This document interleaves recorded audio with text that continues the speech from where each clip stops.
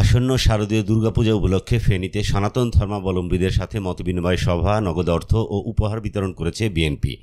ফুলগাজী উপজেলা বিএনপির আয়োজনে শুক্রবার সকালে মতবিনিময় সভায় প্রধান অতিথি ছিলেন ঢাকা মহানগর দক্ষিণ বিএনপির আহ্বায়ক ও ফেনী ১ আসনের সাংগঠনিক সমন্বয়ক রফিকুল আলম মজনু।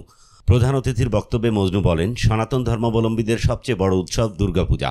এই পূজার উৎসব যাতে নির্বিঘ্নে ও আনন্দের সাথে পালন করতে পারেন, তার জন্য বিএনপির সকল নেতাকর্মীরা সার্বক্ষণিক সহযোগিতা করবে।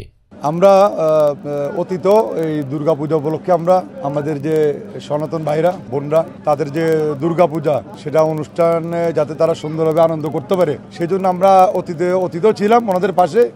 এবার আমরা প্রত্যেকটা মন্দিরেই আমাদের দলের পক্ষ থেকে, খালেদা জিয়ার পক্ষ থেকে, তারেক রহমানের পক্ষ থেকে আমরা সেখানে সহযোগিতা করছি। এবং সবচেয়ে বড় কথা হচ্ছে আমরা আমাদের দলের নির্দেশনা যে যাতে আমাদের এই হিন্দু ভাই বোনেরা তাদের এই দুর্গাপূজার যে সর্ববৃহৎ অনুষ্ঠান তারা সুন্দরভাবে পালন করতে, সেই জন্য আমাদের দলের সকল পর্যায়ের নেতাকর্মীরা প্রত্যেকটা মন্দিরে পাহারা দিবে এবং ওনারা যাতে সুন্দরভাবে সেখানে পূজা উৎসব করতে পারে সেই জন্য আমরা সহযোগিতা করব। অবনী আশ্রম মন্দির পরিচালনা কমিটির সভাপতি মাস্টার দীপক কুমার বণিকের সভাপতিত্বে অনুষ্ঠানে বিশেষ অতিথি ছিলেন উপজেলা বিএনপির আহ্বায়ক ফখরুল আলম স্বপন, সদস্য সচিব আবুল হোসেন, ফুলগাজী জন্মাষ্টমী উদযাপন পরিষদের সভাপতি অপু চৌধুরী সহ আরও অনেকে।